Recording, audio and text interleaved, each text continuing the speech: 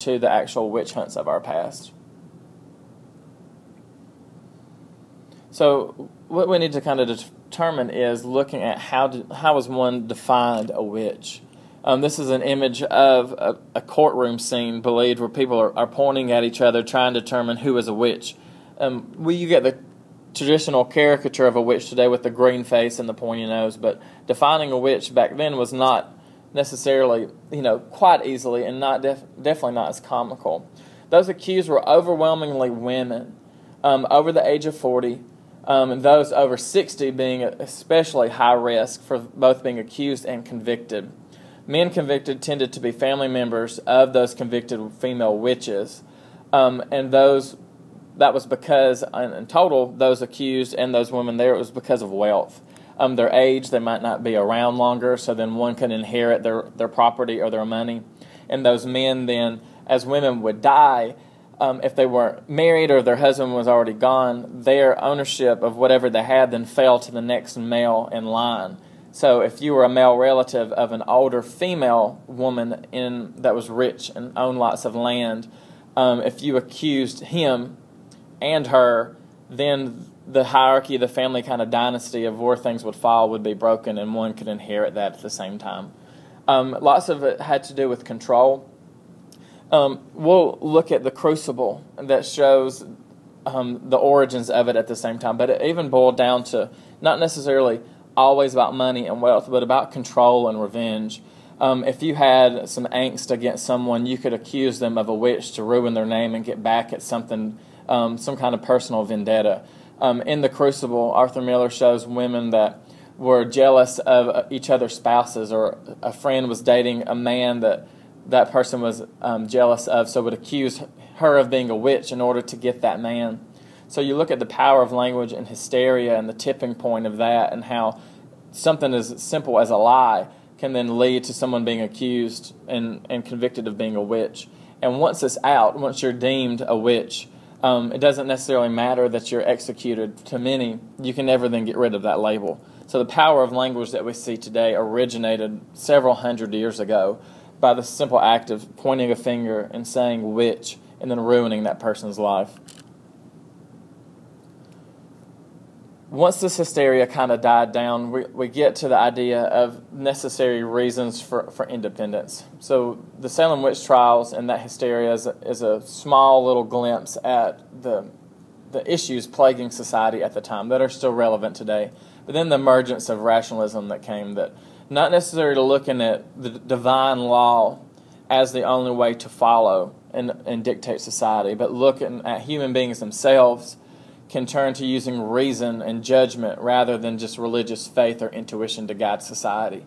So people started going against the ideas of the Puritans and the divine scripture in order to govern society. These rationalists did believe God created the natural world. However, that they did believe that the universe did not have to operate with divine intervention, that it could be done without, that humans themselves could dictate and control their lives. And then this belief term, the word deism, that people could believe and understand the world around them and guide them with their capacity to reason based off of this deity, this understanding. So very controversial at the times to go against the strict Puritan society, but then using that rational thought helped people then lead to discovering the idea that America had the ability to be free and leading to the Revolutionary War. Characteristics of this revolutionary rational writing is very reasoned and logical. You're going to look a lot at arguments based off of logic. We need X because of this. This is how we accomplish something. We need to do this, and this is how we do it. It then had the ability to unite. You base an argument off of something very logical and then play the emotional card to rile people up, to rally and support behind you. It's very eloquent, very, very drawn out at times, and very forceful to where you get swept up in the moment. And it has traditional language and rhetoric alive today. And you'll look at the most famous document ever written, the Declaration of Independence, and how those ideas are still used today. It's sometimes journalistic to kind of give you a narrative kind of feel. We'll look at pamphlets and documents of the revolutionary time used to help spread word to gain people's support and vote for a revolution. and it's prose writing, and we'll define prose and look at what it looks like with this overall goal to be persuasive, to persuade people to support you, to go to war. So you have to think about these people fled their home country and settled a new place, and the power that it would take to then encourage those people to fight and to sacrifice themselves to gain freedom, even though a large body of water distanced them from where they came from. Very powerful stuff in play here.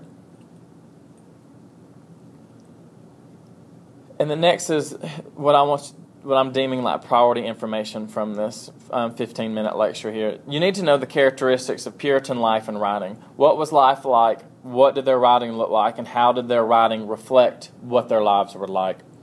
You're going to need to compare and contrast the Puritan and revolutionary or rational writing. You'll see that interchangeable, revolutionary and rational. How are things the same? How are things different? This course is a timeline from the colonial time to postmodern and contemporary life seen with fried green tomatoes.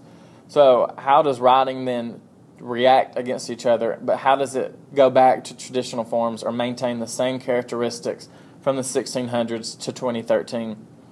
You need to understand how society influences writing. What have I said about Puritan life that is seen in Bradstreet's poetry or in Edward's sermon or in the Declaration of Independence for the Revolutionary time? And you need to know the relevance of these foundational periods to our lives today. Why is this course set up on the timeline when you're looking at language? What is it about language that's universal? And then remember the major authors of the times and their purposes for end-of-course test purposes and for periodic writing throughout the course. You have this at your exposure to go back to hear more descript understanding whenever you need it. And we'll always continue to go back and to tie things together from this foundational part.